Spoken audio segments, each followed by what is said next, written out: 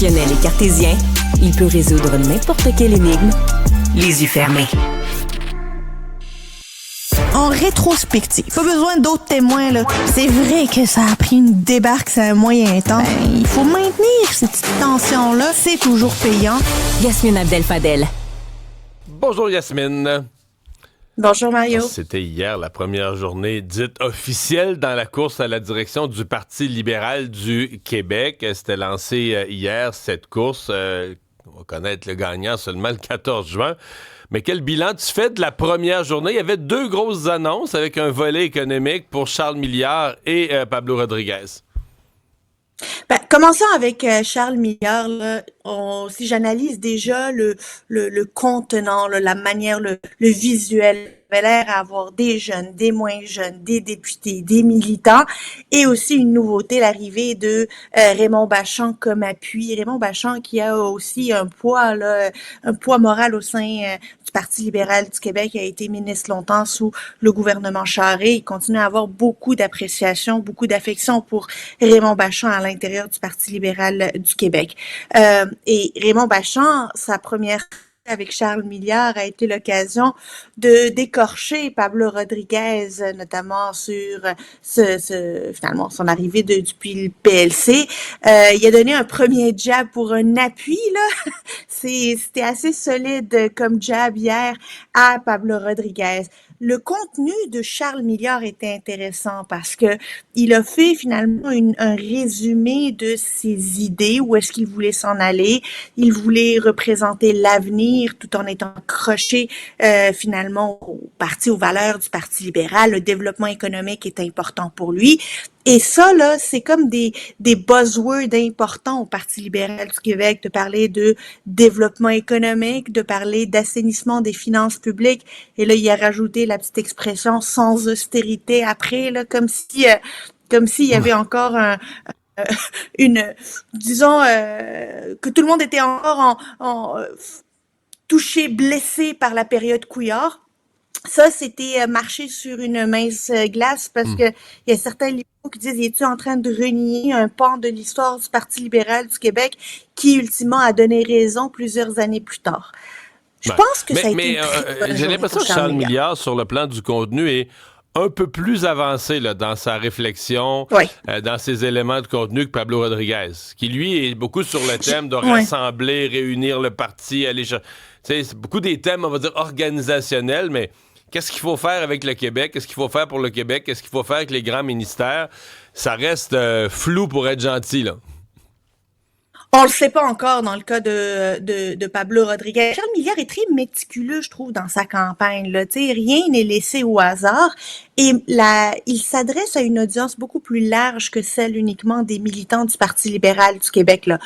Il parle finalement des sujets là bien concrets, de ses idées bien concrètes en matière de développement économique et autres.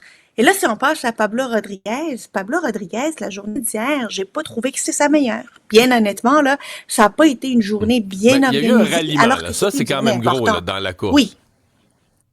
C'était la bonne nouvelle d'hier, c'est d'annoncer ce ralliement de Fred Beauchemin, de la députée de Chambly, qui est pas de Chambly, mais de Marguerite députée de Laval. Non, c'est la députée à de Chaumédé Laval. qui s'est joint aussi, c'est ça. Chaumédé, Oui, c'est je ça, comprends. pas Chambly, de Chaumédé. Il est joint à l'équipe de Pablo Rodriguez. Ça, c'est toujours une bonne nouvelle. C'est toujours important qu'un chef puisse démontrer qu'il est capable de rallier, d'unir le parti, d'aller chercher des personnes qui, au début, pensent pas comme lui. Bon, c'est sûr que Fred Beauchemin a dû déjà expliquer la différence idéologique que lui-même présentait pas plus tard qu'en novembre dernier lors du congrès des membres à Lévis, là, où il disait que Pablo Rodriguez va devoir s'expliquer son arrivée d'une équipe qui avait dépensé comme des sous, comme des marins sous. Tu sais, c'est pas une petite déclaration. C'est un gros virage, là. Mais là, il a dit que lui, le fait de voir que Pablo Rodriguez a voté contre la suspension de la TPS et contre les chèques de 250 $, ça l'a convaincu. Il fallait juste ça. Il fallait un deux vote fait votes. oublier une décennie, c'est bon, ça? Écoute, moi, je prendrais ce deal-là n'importe quand, là. C'est un vote qui fait oublier une décennie. Je pense qu'il y a bien des politiciens qui le prendraient. Mais je te dirais que la journée a surtout été gâchée avec un certain flou quant à l'appui de Carlos Leitão.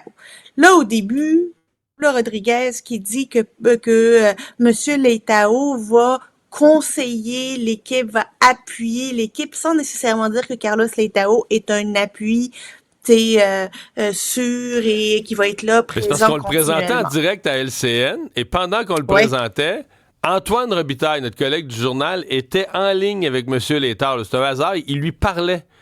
Et là, donc, il a fait réagir à chaud, là. Ils viennent de dire ça, puis il dit non, moi, j'appuie personne, puis tout ça. Et Antoine m'a texté. Donc, moi, à 11h, je recevais Pablo Rodriguez. Je lui ai posé la question. Je dis, ouais, là, il semble qu'il y a une... Et là, il m'a dit non, on n'a jamais dit qu'il nous appuyait. J'ai juste dit qu'il était disponible pour des conseils. Mais dire, dans sa conférence de presse, c'est pas les mots qu'il a disponibles pour des conseils, c'est pas les mots qu'il avait employés. Donc, on a dû s'ajuster en cours d'avant-midi, là.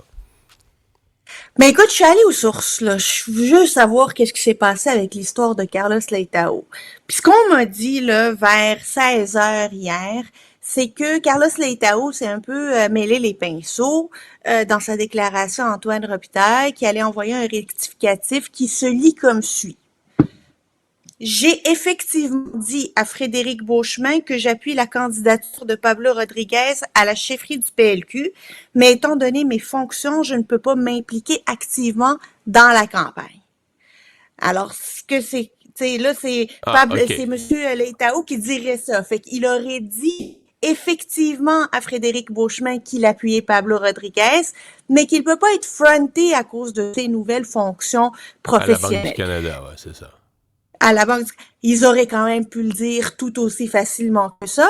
Il aurait pu, Carlos Leitão, dès le début, le dire aussi clairement que ça à Antoine Robitaille.